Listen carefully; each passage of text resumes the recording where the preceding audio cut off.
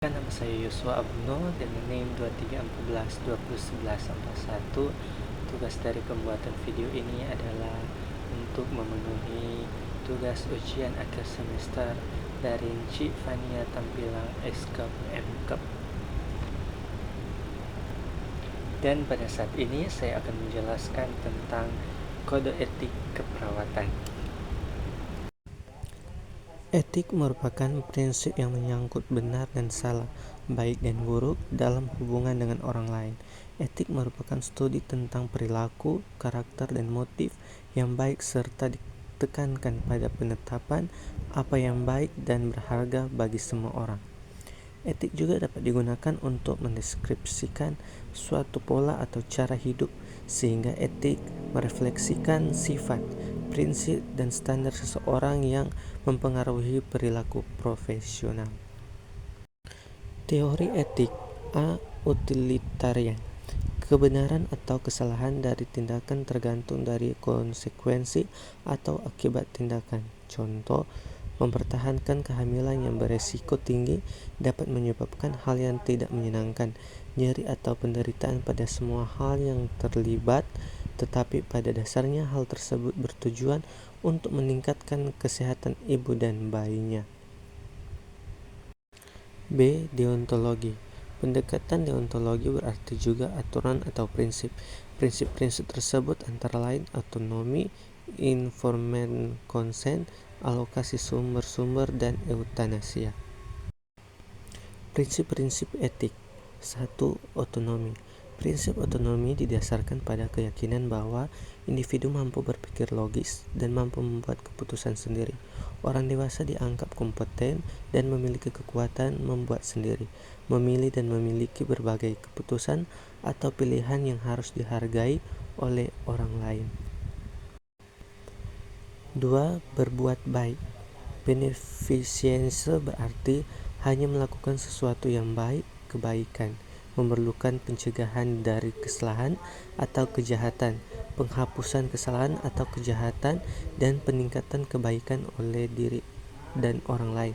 Terkadang dalam situasi pelayanan kesehatan terjadi konflik antara prinsip ini dengan otonomi. 3. Keadilan. Prinsip keadilan dibutuhkan untuk terpakai yang sama dan adil terhadap orang lain yang menjunjung prinsip-prinsip moral, legal, dan kemanusiaan.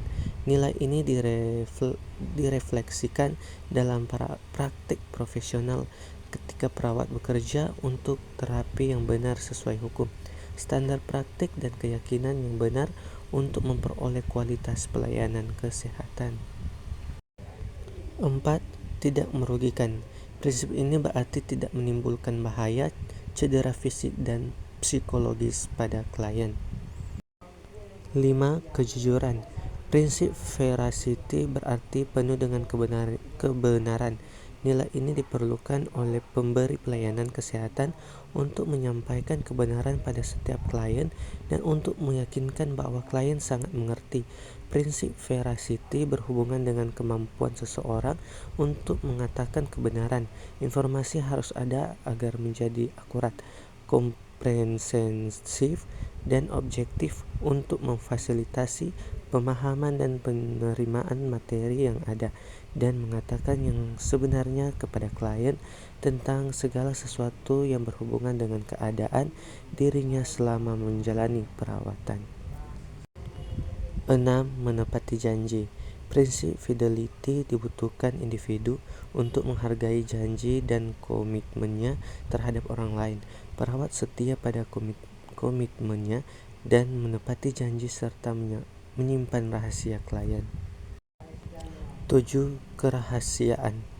Aturan dalam prinsip kerahasiaan adalah informasi tentang klien harus dijaga privasi klien.